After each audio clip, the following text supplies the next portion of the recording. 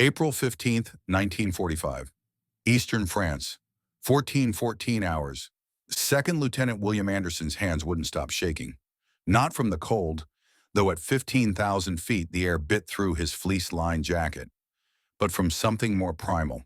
In exactly 60 seconds, he would release the brakes on his P-51D Mustang and hurtle down a steel mat runway into his first combat mission. 22 years old, 212 training hours in his logbook, and a photograph of Betty from Kansas tucked into his chest pocket. The math was simple. 70% of new pilots didn't survive their first 5 missions. The math was terrifying. He pressed his thumb against the gun switch, feeling the ridged metal through his leather glove. 6 Browning 50 caliber machine guns, 1,880 rounds total, harmonized to converge at 300 yards. Back in gunnery school in Louisiana, he'd shredded target sleeves with those guns, watched the tracers arc through humid southern air. But target sleeves didn't shoot back. Target sleeves didn't have families waiting for them in Bavaria.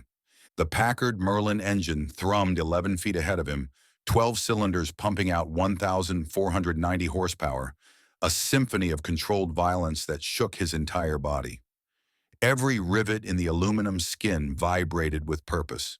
The aircraft smelled of high-octane fuel, hydraulic fluid, and something else. The accumulated fear sweat of dozens of pilots who'd sat in the same seat before him. Some had returned, some hadn't. Lieutenant Jackson's voice crackled through the radio. "Red 4, you with me?" Jackson, 30 missions, 2 confirmed kills, a scar across his jaw from flak over Stuttgart. The kind of veteran who could spot a BF-109 at 5 miles and tell you which factory built it by the way it turned. Anderson pressed the throat mic. "Roger, Red Leader, on your wing." His voice came out steadier than he felt. Small miracles. "Remember what I told you, kid? Head on a swivel. Check 6 every 10 seconds. And if you see tracer coming at you, break into it. Never away. German 20mm looks like flaming tennis balls. You see tennis balls, you move. Tennis balls. Such a mundane image for something designed to tear aluminum and flesh apart." The green flare arced up from the control truck. Time to go. 500 miles east, Major Eric Rudel opened his eyes in the pre-dawn darkness of a canvas tent that leaked in 3 places. The rain had stopped, but water still dripped with metronomic persistence onto the ammunition crate that served as his bedside table. He lay still for a moment, listening to the sounds of a dying army, the irregular cough of a truck engine running on wood alcohol, the distant explosion of another fuel dump being destroyed before the Americans could capture it, the wheeze of Feldwebel Schmidt snoring in the next cot. 352 victories, more than any American ace would achieve in both theaters combined. Each one etched into his memory with photographic clarity. The first, a Polish PZL P-11 over Warsaw on September 3, 1939, the pilot trying desperately to turn inside him with an aircraft designed in 1931. The 100th, a Soviet Yak-9 over Kursk, burning like a meteor as it cartwheeled into a wheat field. The most recent, 3 days ago, a B-17 Flying Fortress that had simply disintegrated when his 30mm cannon shells found the wing route. 10 men turned to vapor in an instant. He sat up, his body protesting with the accumulated aches of 1,400 combat sorties. 4 years of pulling 7G turns, of sitting on a parachute pack for 6 hours straight, of scanning the sky until his eyes burned. His hands, when he held them up in the dim light filtering through the tent canvas, showed the permanent curve of gripping a control stick. Pianist's hands, his mother had called them once, back when there had been pianos instead of machine guns. Outside, he heard the distinctive whine of a Kubelwagen approaching. Orders then, as if orders meant anything when you had fuel for perhaps 6 aircraft and ammunition for one serious engagement. Oberst Weissman ducked through the tent flap, bringing the smell of ersatz coffee and defeat. The commander of what remained of Jagdgeschwader 7 looked like a man attending his own funeral. "The Americans are coming, Eric. 400 bombers, 200 fighters. Target is the Munich rail yards, what's left of them." Rudel reached for his flight suit, noting the oil stains that no amount of washing could remove. "How many can we put up?" 6 machines, maybe 7 if Hartmann can get that engine replaced. Weisman's laugh held no humor. 6 against 200. We've faced worse odds. It was a lie, and both men knew it. Even during the desperate days over Stalingrad, they'd never been this outnumbered, this outgunned, this comprehensively beaten. Pick your pilots carefully, Weisman said. Make it count. Make it count. As if 6 Bf-10-9s could make any difference to the 1,000-bomber raids that had turned German cities to moonscapes. But Rudel nodded, already running through his mental roster. Who still had the nerve? Who could still shoot straight? Who would follow him into the Americans' defensive box, where 50-caliber bullets filled the air like horizontal rain? The irony wasn't lost on him. In 1940, he'd hunted Spitfires over the Channel with 3 squadrons at his back. Now, in the last month of a lost war, he would face the American Armada with half a dozen exhausted boys and whatever synthetic fuel the ground crews had managed to steal from the transport pool. Back in France, Anderson's Mustang rolled down the runway, picking up speed. 40 miles per hour, 60. The tail wheel lifted, and suddenly the world shifted perspective. 80. The main wheels broke contact with the earth, and William Anderson was flying to war. The sensation never got old. That moment when 3 tons of aluminum and steel decided to ignore gravity. His left hand found the gear lever automatically, muscle memory from countless training flights. The wheels tucked up into their wells with a reassuring thunk. Clean configuration now, nothing hanging in the slipstream to slow him down. He formed up on Jackson's right wing, maintaining the prescribed distance. Close enough to provide mutual support, far enough apart that one flak burst couldn't get them both. Around them, 46 other Mustangs rose like a swarm of metallic wasps.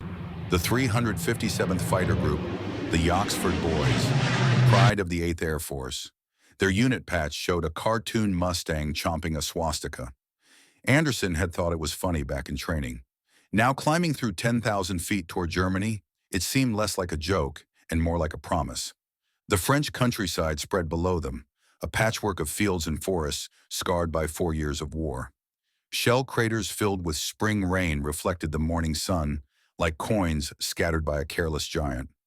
A burned village, he couldn't tell which one, they all looked the same from altitude, sent up a thin column of smoke.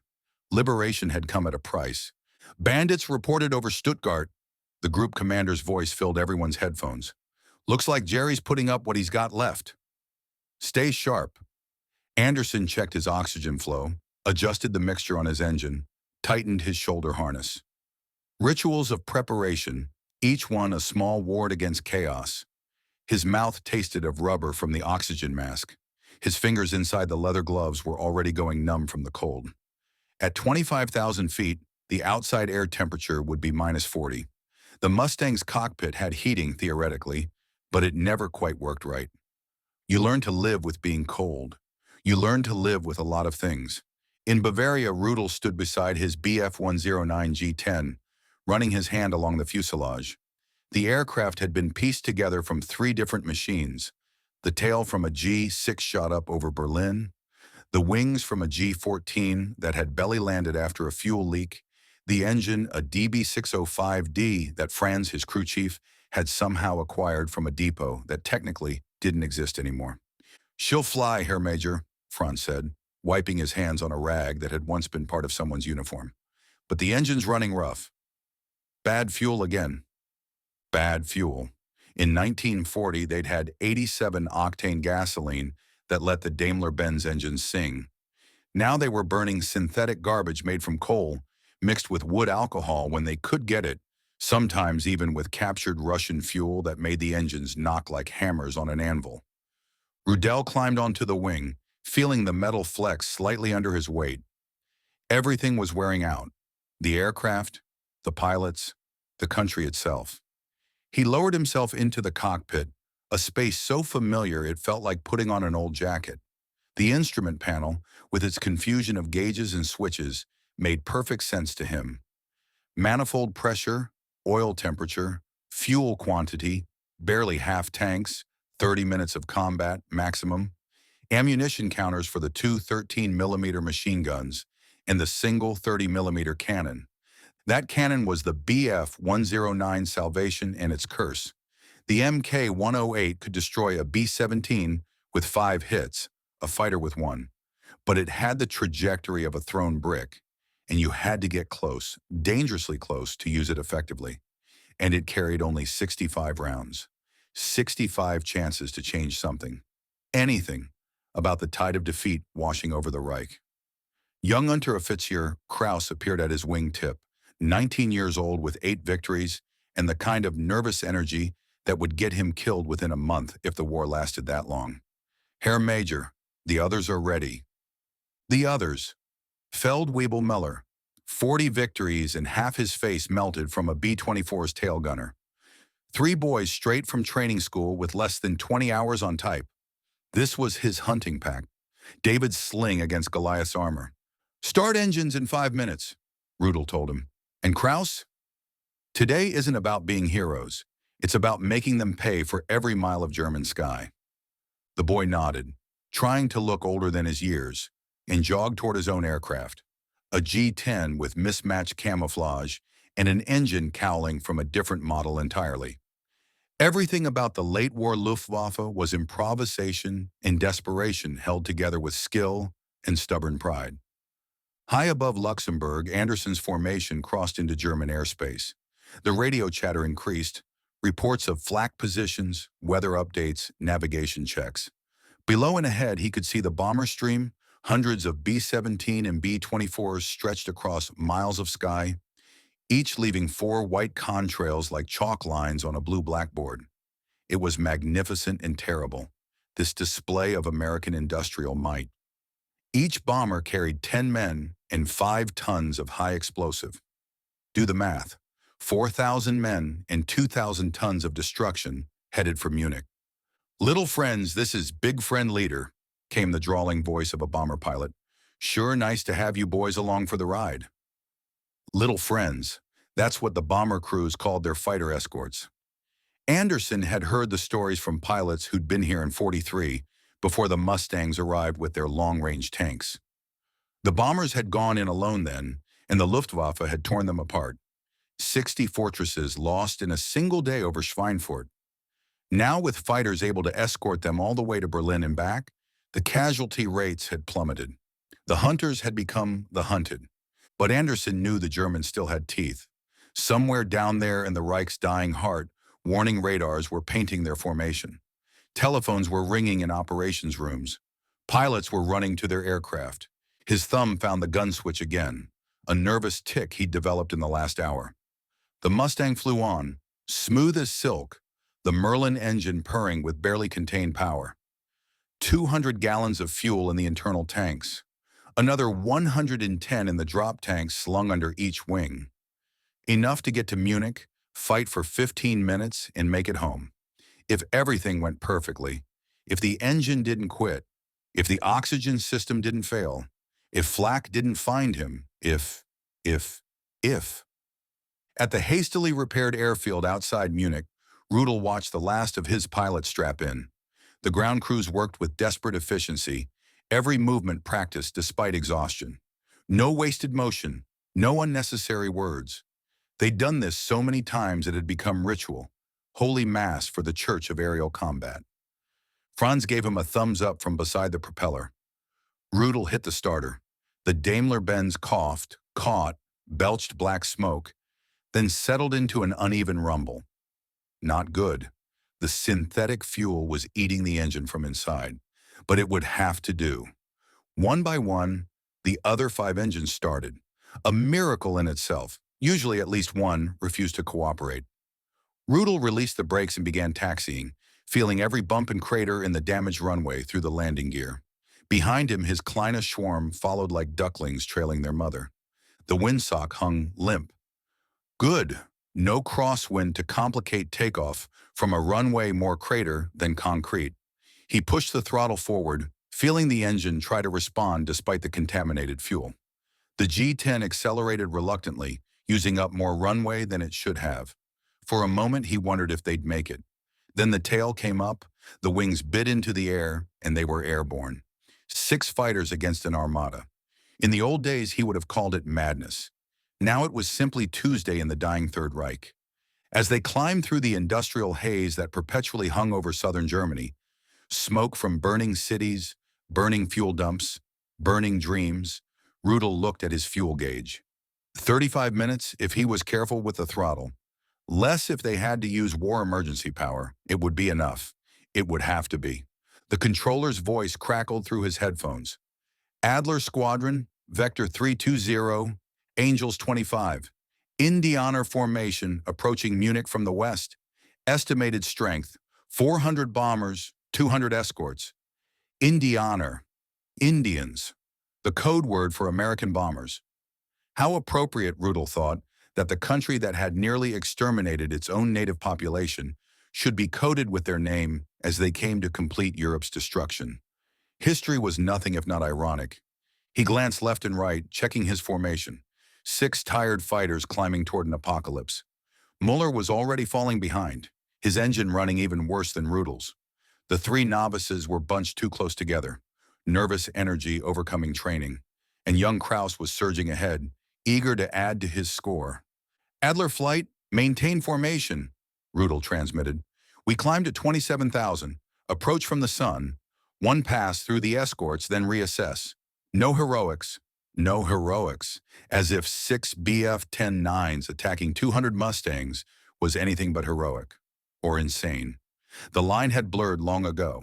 At 14:47 hours, Anderson would remember the exact time for the rest of his life. Everything changed. 14:58 hours, 23,000 feet above Bavaria. The human eye can detect movement at extraordinary distances when conditions are right. On this crystalline April afternoon, with visibility stretching to 40 miles, Feldwebel Müller spotted them first. 4 dark specks against the infinite blue, moving left to right across his canopy, 2,000 feet below. His voice came through the radio with the flat calm of a man who'd seen too much to get excited anymore. Indian Air, 10 o'clock low, Vier Stück, 4 of them. Rudel's pulse quickened, but his hands remained steady on the control stick. 4 P-51s in Finger 4 formation, the standard American tactical arrangement they'd copied from the Germans who'd invented it in Spain. The irony wasn't lost on him. The students had become the masters, and now they flew German formations better than most Germans. He studied their position, calculating angles and closure rates with the unconscious precision of 4 years' practice. The Mustangs were weaving gently, the rear pair scanning high while the lead element watched low. Textbook escort pattern. But they hadn't seen the 6 109s approaching from their 5 o'clock high, hidden in the sun's glare. Classic bounce position. Werner Mulders had pioneered this attack geometry in 1941, diving out of the sun so the enemy never saw death coming. Follow my lead, Rudel transmitted. Attack on my mark. Remember, 1 pass and extend. No turning engagement. The 3 rookies clicked their acknowledgments, voices tight with fear and excitement. This would be their first combat. Statistically, it would likely be their last. The mathematics of aerial warfare were brutally simple. Most pilots died in their first 5 encounters, killed by mistakes they didn't live long enough to learn from. Rudel pushed the stick forward, nosing over into a 20-degree dive. The airspeed indicator climbed. 300 kilometers per hour, 350, 400. The BF-109 shuddered slightly as it pushed through compressibility effects, that strange zone where air starts acting more like water. His right thumb moved to the gun button, feeling the raised ridge that separated life from death. In the lead Mustang below, Lieutenant Jackson was explaining ammunition conservation to Anderson over the radio. Short burst, Billy. 2 seconds, max. You've got about 18 seconds of ammunition total, so make it. He never finished the sentence. 15:01 hours. Rudel opened fire at exactly 200 meters, the sweet spot for the Mk-108 cannon. Too far, and the low-velocity 30mm shells would drop below the target. Too close, and there wouldn't be time to avoid collision with the debris. The cannon hammered out its distinctive, slow rhythm. Thump, thump, thump, each shell weighing nearly a pound, filled with 90 grams of high explosive. The first shell missed, passing just behind Jackson's tail. The second caught the Mustang's left wing root. The third hit the fuselage behind the cockpit. The effect was instantaneous and catastrophic. The 30mm Minengeschoss, mine shell, was designed to explode inside aircraft structures and it performed exactly as German engineers had intended. Jackson's left wing separated at the root, spinning away like a severed limb. The fuselage, suddenly asymmetric, snapped into a violent roll that no amount of control input could stop. Anderson watched it happen in the strange slow motion that combat seems to create in the human brain. One moment Jackson's Mustang was there, solid and real, his leader's aircraft positioned exactly where it should be. The next moment it was coming apart, pieces of aluminum peeling away like confetti, a cloud of atomized fuel creating a brief rainbow in the sunlight before igniting into orange fire. "Jackson!" Anderson's scream into the radio was pointless, but instinct older than aviation made him call out, "Get out! Get out!" But the G-forces of the spin had likely knocked Jackson unconscious instantly. The Mustang, or what was left of it, tumbled toward the Bavarian countryside 5 miles below, streaming flame and pieces of itself like a dying meteor. No parachute blossomed, no figure separated from the wreckage. Lieutenant Thomas Jackson of Fort Worth, Texas, 30 missions, 2 Bronze Stars, a wife named Emily and a son he'd never met, ceased to exist somewhere between 23,000 feet in the ground. Anderson's world contracted to a tunnel of rage and terror. Training fled. Tactical doctrine evaporated. His wingman was dead, and the gray Messerschmitt that had killed him was right there, pulling up from its attack, vulnerable for just a moment as it recovered from the dive. What happened next would be debated in squadron ready rooms for years after the war. Military historians would write papers about it. Old pilots would shake their heads and mutter about luck versus skill. But in that moment, William Anderson wasn't thinking about any of that. He was simply reacting with the pure instinct of a 22-year-old who just watched his mentor murdered. He yanked the Mustang into a violent left turn, pulling 6G so hard his vision tunneled to gray. The gravity pushed him down into his seat with the weight of 6 men standing on his chest. Blood drained from his brain, and he fought to stay conscious, grunting against the pressure, forcing blood back up to his head, the trick they'd taught him in training that he'd never really believed he'd need. The P-51D turned inside the recovering BF-109, its superior high-altitude performance allowing it to maintain energy through the turn better than the German fighter. Anderson rolled out with Rudel's Messerschmitt directly in front of him, head-on, closing at a combined speed of nearly 800 miles per hour. Time dilated. In the 2 seconds before they would either collide or fire, Anderson could see everything with hyper-real clarity. The yellow spinner on the German's propeller, the black crosses on the wings, even the shimmer of exhaust gases from the Daimler-Benz engine. His finger found the trigger on the control stick. Rudel saw the Mustang complete its impossibly tight turn and knew instantly what was about to happen. A head-on pass. Mutual suicide if both pilots held their nerve. In 4 years of combat, he'd been in this position exactly 3 times, twice against Russians who'd rather die than break off. Once against a Spitfire pilot over the channel who turned away at the last second. Americans, he'd found, usually had too much to live for to play this game. But the Mustang boring in on him wasn't turning away. If anything, it was correcting its course to ensure a perfect collision. Rudel could see the gun ports in the wings, 6 dark holes that would, in about 1 second, erupt with half-inch bullets traveling at 2,800 feet per second. He had 2 choices: fire his remaining 30-millimeter rounds and hope for a lucky hit, or break off and try to extend away. Pride said fire. Experience said live to fight another day. He was starting to squeeze the trigger when Anderson opened fire. 400 meters was too far for accurate shooting in a head-on pass with that closure rate. Any gunnery instructor would have failed a student for wasting ammunition at that range. But Anderson held the trigger down, walking his tracers toward the rapidly growing Messerschmitt, filling the air with copper-jacketed lead. Of the 247 rounds Anderson fired in that 3-second burst, 246 missed. They passed over Rudel's canopy, under his wings, to the left and right of his fuselage. But the 247th, a standard M2 armor-piercing incendiary round, manufactured in Detroit 6 months earlier, found the oil cooler mounted under the BF-109's engine cowling. The bullet, traveling at nearly 3 times the speed of sound, punched through the thin aluminum cooling fins and lodged in the oil pump behind them. Immediately, hot oil began spraying throughout the engine compartment. Within seconds, the DB605 engine, running at 2,800 RPM, began eating itself alive without lubrication. Rudel felt the impact as a slight jolt, nothing more. But then he smelled it, the acrid stench of burning oil. His eyes flicked to the oil pressure gauge. The needle was dropping like a stone.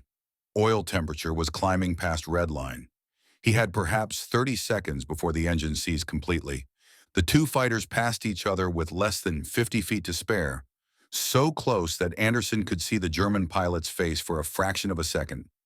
Goggles pushed up on his forehead, oxygen mask dangling loose, an expression of, was it surprise? Resignation? The image burned into his memory even as the Messerschmitt flashed past and began trailing black smoke. "I got him!" Anderson heard himself shouting. "The bastard's smoking!" But there was no time to celebrate.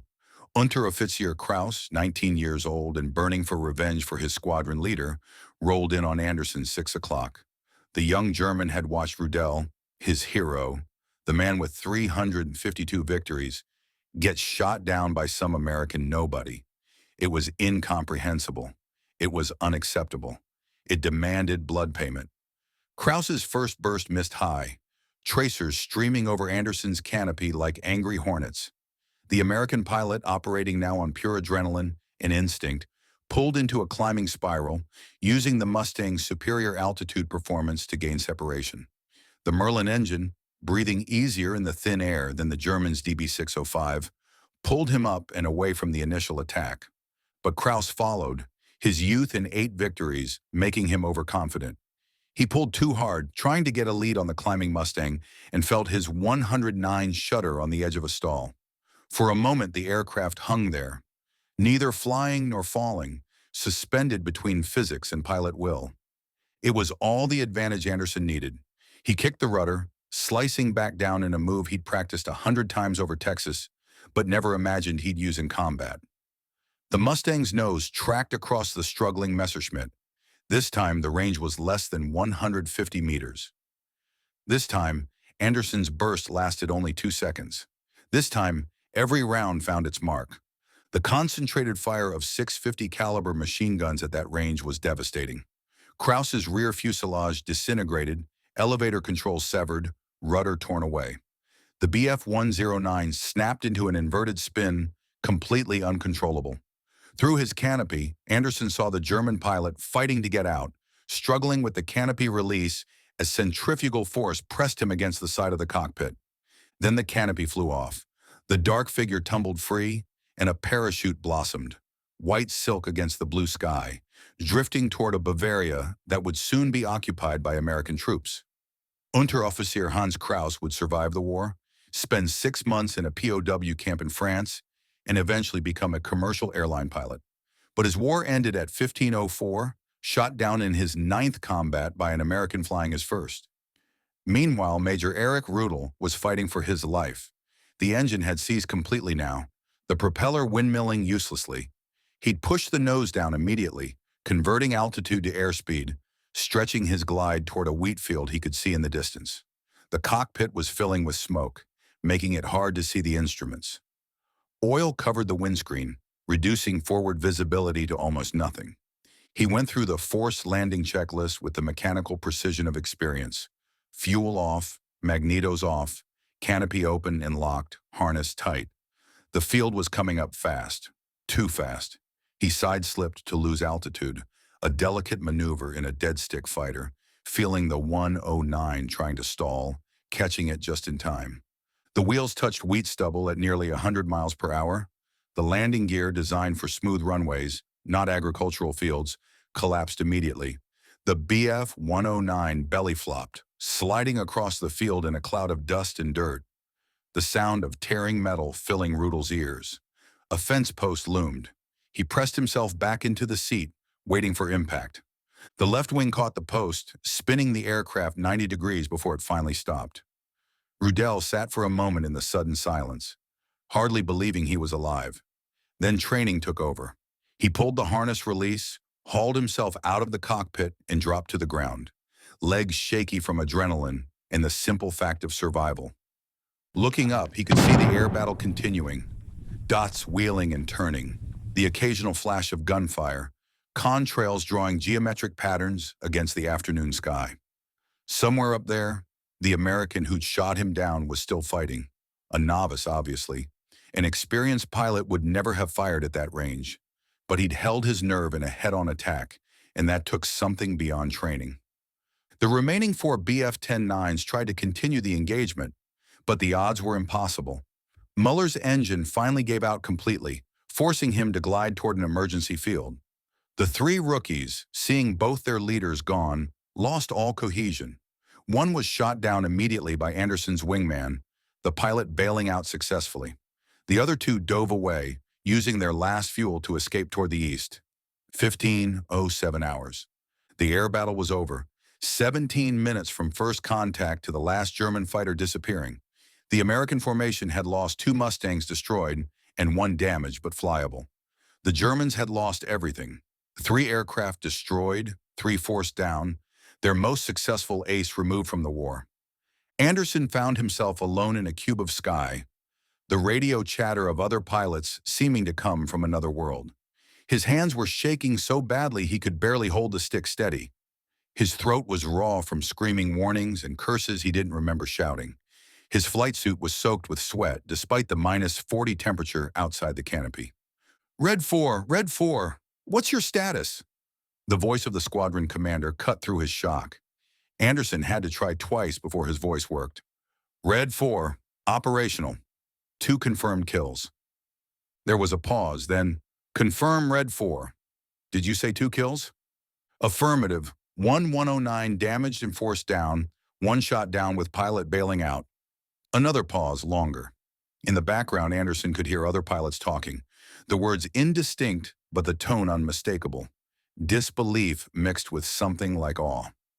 A replacement pilot, on his first mission, had just shot down 2 enemy aircraft, including forcing down what the returning pilots would later identify as one of the Luftwaffe's most decorated aces. Outstanding, Red 4. Form up on Blue Leader. We're pressing on to target, as if the last 17 minutes hadn't happened. As if Jackson wasn't spread across a Bavarian hillside. As if Anderson's world hadn't fundamentally changed in the time it takes to soft-boil an egg. He found Blue Leader's Mustang and slid into formation, muscle memory taking over where conscious thought had fled. Below, the German countryside scrolled past, and peaceful-looking from 5 miles up. Somewhere down there, Major Erich Rudel was already walking toward a farmhouse, knowing his war was over. Somewhere down there, Jackson's widow was about to become a widow without knowing it yet. The formation pressed on toward Munich, arriving over the target at 15:23. The rail yards were already burning from the lead bombardment groups, smoke rising to 20,000 feet. Anderson watched the B-17s release their loads, the bombs tumbling down like deadly confetti, adding to the destruction below. He felt nothing. No satisfaction, no remorse, just a hollow exhaustion that seemed to reach into his bones. The return flight was uneventful. No more German fighters appeared. They'd likely used the last of their fuel in that 17-minute engagement. Anderson flew automatically, maintaining formation, checking instruments, scanning for threats that never materialized. The sun was lowering toward the western horizon, painting the sky in shades of orange and gold that seemed too beautiful for what had happened. As they crossed back into French airspace, Anderson realized he'd survived his first combat mission. Statistically, his chances of surviving the war had just improved dramatically.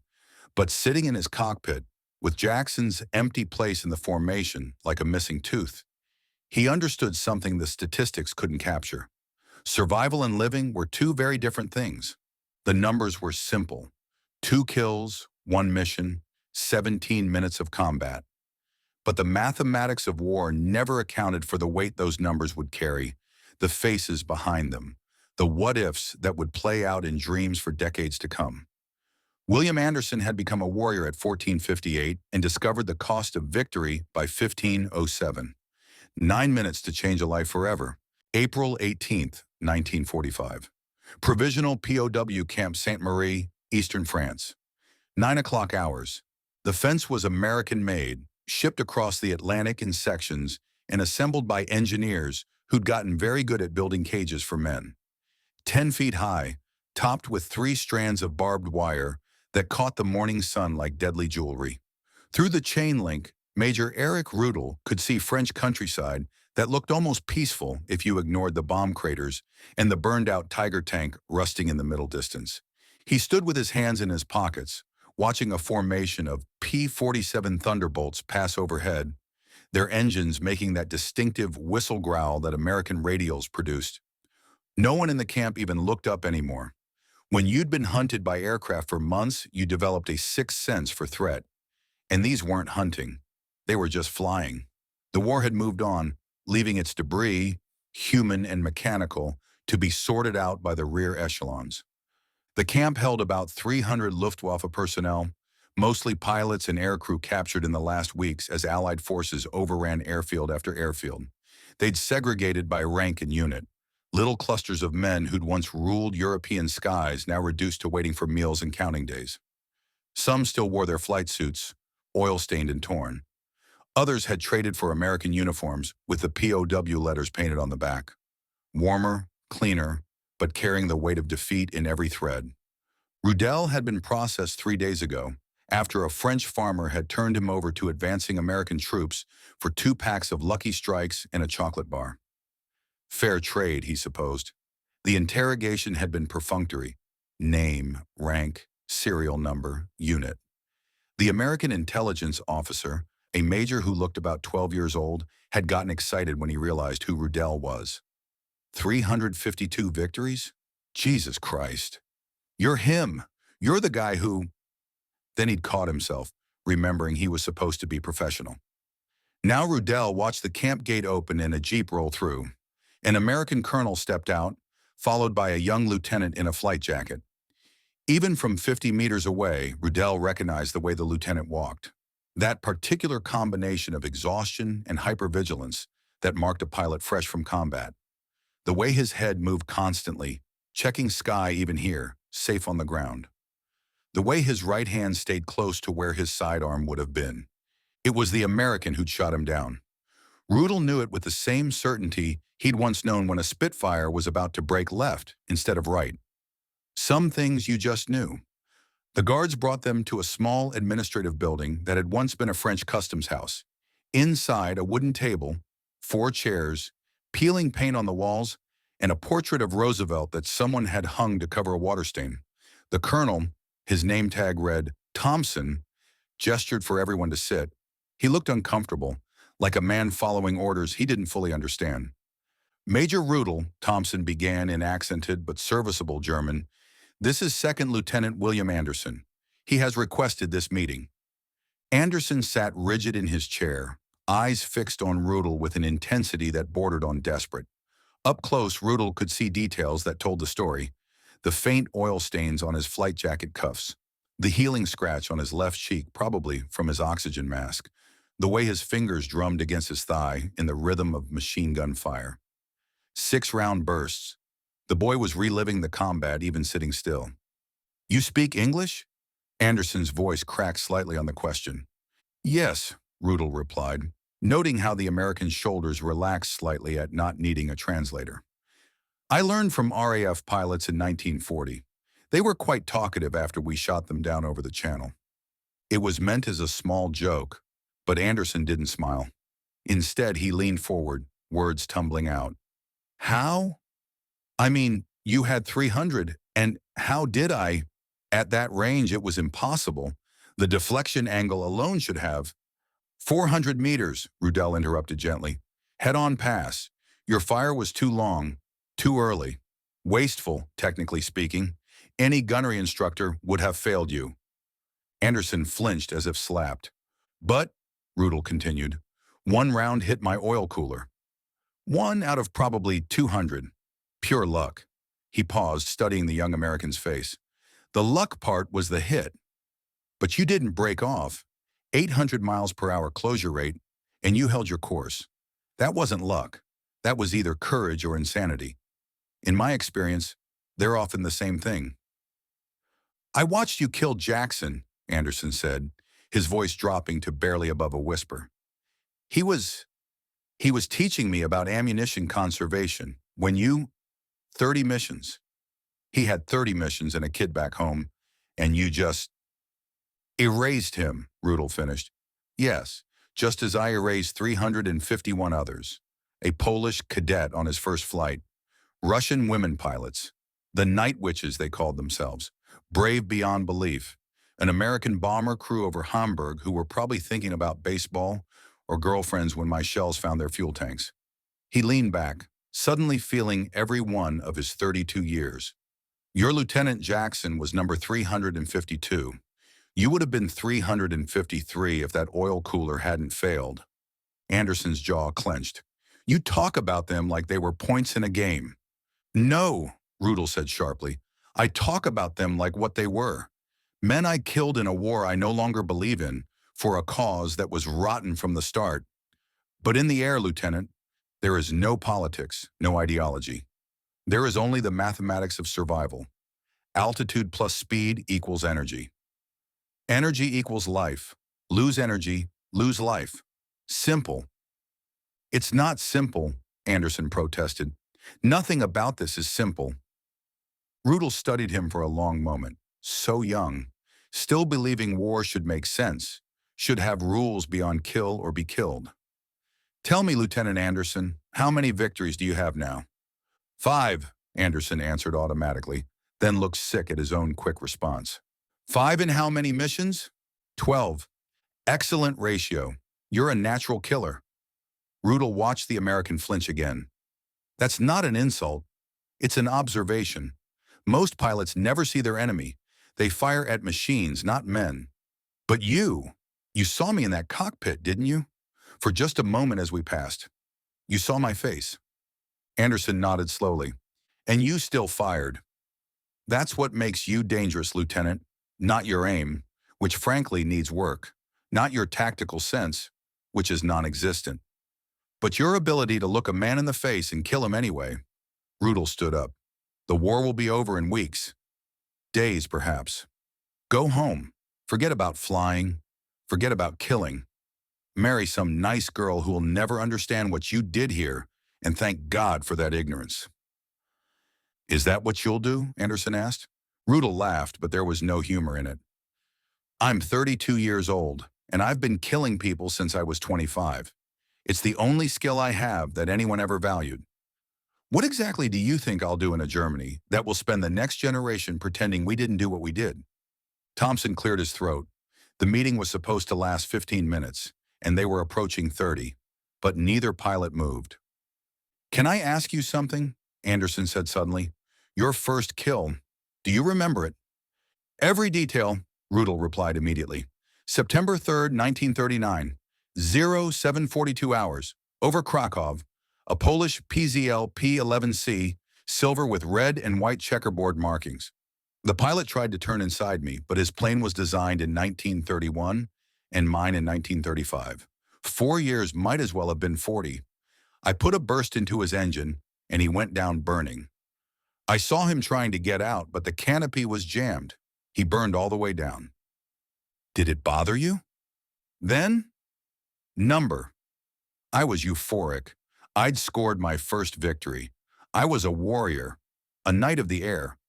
It took about 100 more kills before I started seeing them as men instead of victories. By then, it was too late to stop. Rudel moved toward the door, then paused. You want my advice, Lieutenant? Stop at 5. Don't chase the numbers. Don't become what I became, a very efficient killer who'll spend the rest of his life wondering what else he might have been. The guard opened the door. As Rudel walked out, he heard Anderson say quietly, I'm sorry about the oil cooler, about all of it. Rudel turned back. Don't be sorry, Lieutenant. You did your job. We all did our jobs. That's the real tragedy. We all did exactly what we were supposed to do. July 29, 1972. Whitman Regional Airport, Oshkosh, Wisconsin. 27 years, 3 months, and 11 days later, they met again. The Experimental Aircraft Association's annual fly-in had grown from a small gathering of aviation enthusiasts to the world's largest air show. 10,000 aircraft would arrive over the week, everything from home-built biplanes to military jets. The smell of aviation fuel and summer grass mixed with sunscreen and grilled bratwurst, creating that particular sensory signature of American prosperity. Colonel William Anderson, USAF retired, stood in the shade of a vintage aircraft tent, watching a restored P-51D taxi past. The Mustang's polished aluminum skin threw back the Wisconsin sun like a mirror, its Merlin engine producing that distinctive whistle growl that still made his pulse quicken. Glamorous Gal was painted on the nose, along with 17 kill markings. Someone else's victories, someone else's war. He was 51 now, gray creeping in at the temples, reading glasses in his shirt pocket, a slight paunch that Betty kept threatening to do something about. He'd stayed in the Air Force after the war, transitioned to jets, flown F-86 Sabres in Korea, where he'd added 2 MiG-15 to his tally. Made colonel at 42, retired at 48 to teach high school mathematics in Milwaukee. A quiet life, punctuated by nightmares that came less frequently now, but never completely stopped. Bill? Bill Anderson? He turned at the accented English, knowing the voice before he saw the face. Eric Rudel stood 10 feet away, wearing khaki pants and a polo shirt with a small Cessna logo, looking like any other civilian flight instructor at any other airfield in America. Except for the eyes. The eyes still had that 1,000-yard stare that marked men who'd seen too much sky and too much death. "My God," Anderson breathed. "Eric." They stood there for a moment, 2 aging men in a crowd of 30,000, invisible to everyone but each other. Then Rudel extended his hand. Anderson took it. The handshake was firm, brief, correct. "You look well," Rudel said. "You too. I heard you were instructing. In Canada?" "Toronto Flying Club. 22 years now, teaching dentists and accountants how to land without killing themselves." Rudel's smile was self-deprecating. "Quite a change from the old days."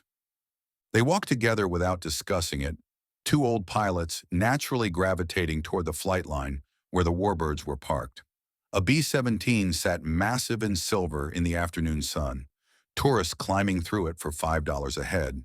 Beyond it, a BF-109G, Spanish-built version with a Rolls-Royce engine, but close enough to make Rudel stop and stare.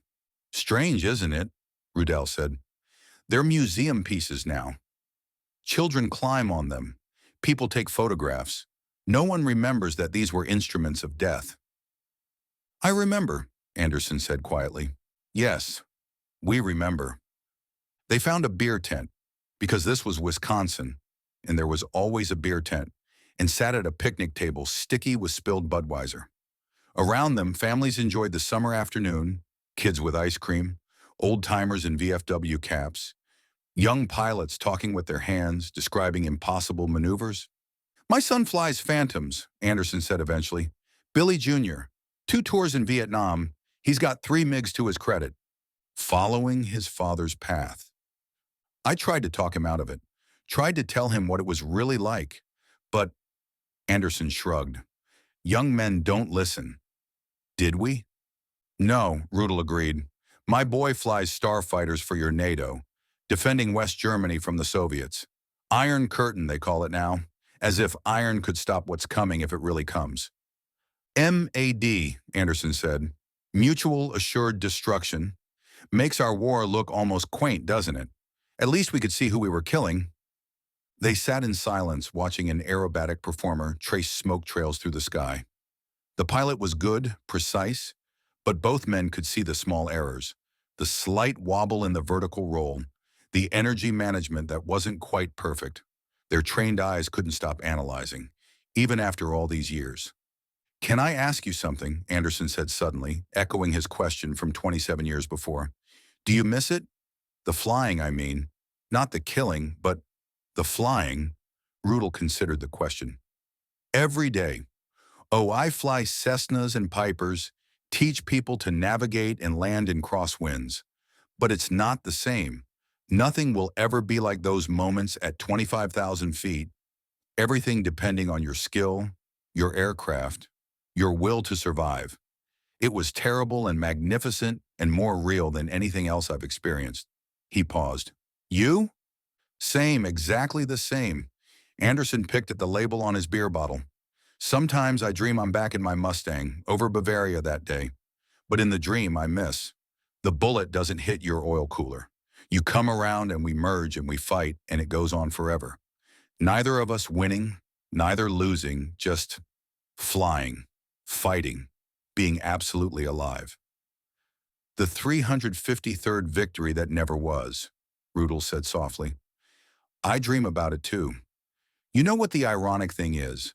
Of all my combats, all the men I killed or tried to kill, you're the one I remember most clearly. The novice who shouldn't have fired at that range, shouldn't have held his course, shouldn't have won, but did. Luck, Anderson said. No, Rudel corrected. Not just luck. Destiny, perhaps, or just the random absurdity of war. One bullet, one oil cooler, two lives changed forever. A P-51 started up nearby, the Merlin engine coughing to life with a burst of blue smoke.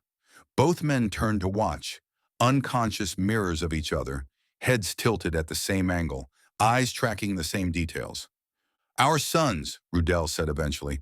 They fly jets. Mach 2 guided missiles. Radar that can see 100 miles. Do you think they understand what we did? What it was like when combat was personal? Anderson shook his head. How could they? We barely understand it ourselves, and we lived it. They parted an hour later as the sun was turning the Wisconsin sky the color of flame. They exchanged addresses, promised to write, knew they probably wouldn't. What was there to say that hadn't been said in a French customs house in 1945 or at a picnic table in 1972? Take care, Bill, Rudel said, extending his hand once more. You too, Eric. They shook hands, two old enemies in a world that had moved past their war and walked away in opposite directions.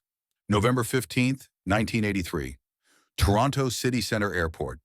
The heart attack came at the worst possible moment. Just as the Cessna 152 was turning from base to final, 400 feet above Lake Ontario, with a terrified student frozen at the controls. Eric Rudel, 68 years old, 20,000 hours of flight time, felt the crushing pain in his chest and knew immediately what it was. Also knew he had perhaps 30 seconds of consciousness. My aircraft, he gasped, taking the controls. The student, a 20-year-old pre-med named Jennifer, would later tell investigators she'd never seen hands move so fast, so precisely, despite the fact that Rudel's face was gray and sweat was pouring down his cheeks. He brought the Cessna down on runway 08, a perfect landing despite the fact his vision was tunneling to black. As the aircraft rolled to a stop, he managed to pull the mixture to idle cutoff, shutting down the engine. His last words, according to Jennifer, were, "Always fly. The aircraft first." Then he slumped forward over the yoke. The newspapers called him a hero, saved his student's life. What they didn't mention, what only appeared in his obituary in a small Luftwaffe veterans newsletter, was his wartime record. 352 victories. Fourth highest scoring ace in history. In death as in post-war life, that part of Eric Rudel was carefully forgotten. May 8, 1995. Milwaukee, Wisconsin. 50 years to the day after VE Day, William Anderson died in his sleep. Betty found him that morning, peaceful, his hands folded across his chest as if he'd known it was coming and had arranged himself accordingly. On his nightstand sat a framed photograph, him at 22, standing beside his P-51D at the base in France, spring of 1945. On the back, in his careful handwriting, Billy Anderson. 5 aerial victories. First, April 15th, 1945. The day everything changed. Beside it lay a letter, postmarked from Toronto, dated November 10th, 1983. Rudel's widow had written to inform him of Eric's death. Inside, she'd included a photograph, Eric standing beside a Cessna, smiling, looking like any other flight instructor except for something indefinable in his posture. The way he stood as if ready to sprint for a scramble alarm that would never come again. Anderson had kept the letter for 12 years, rereading it occasionally, thinking about time and chance, and the thin margin between killing and being killed. about oil coolers and head-on passes and the weight of survival. At his funeral, his son Billy Jr., now a colonel himself, veteran of 3 wars, delivered the eulogy. He talked about his father, the teacher, the husband, the quiet man who built model airplanes in the garage and sometimes stared at the sky for so long you thought he'd forgotten you were there. My father flew fighters in World War II, Billy Jr. said. He shot down enemy aircraft. He was what they called an ace, but he rarely talked about it.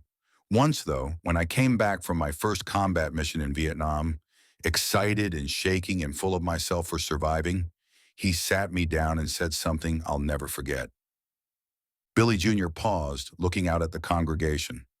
Other veterans, their families, students from the high school where Anderson had taught for 15 years. He said, behind every victory is someone's defeat. Behind every kill is someone's death. The numbers matter to historians, but what matters to us, the ones who were there, is that we came home, and that we never forgot that the men we fought were men, not targets. They had families, dreams, fears, just like us. We killed each other because that was our duty. But the real victory is when you can remember them as humans, not enemies. The flag on Anderson's coffin was folded with military precision, handed to Betty, who clutched it against her chest. As the honor guard fired their volleys and the bugler played taps, a lone P-51 Mustang flew overhead, a missing man formation of 1, the pilot pulling up and away into the afternoon sky, disappearing into the sun. They never found out each other's deaths. Anderson died not knowing Rudell had gone 12 years before. Their sons never met, though they served in the same NATO exercises, might have passed each other in ready rooms or officers' clubs, 2 men carrying their father's legacies without knowing the connection. The war that defined them lasted 6 years. Their combat engagement lasted 17 minutes. The impact lasted the rest of their lives. In 17 minutes over Bavaria, William Anderson and Eric Rudel became part of each other's stories forever. The novice who achieved the impossible, and the ace who learned that impossible is just another word for war's random cruelty and unexpected grace. 2 men, 2 machines, 1 oil cooler, and the thin margin of chance that determines who goes home and who goes down, who becomes the victor and who becomes the memory. Such is war, such is fate, such is the burden of those who survived to remember those who didn't, and sometimes harder still, to remember those they fought as brothers, separated only by the accidents of birth and the machinery of nations. In the end, they were all just men in aluminum tubes, fighting in the sky, trying to go home.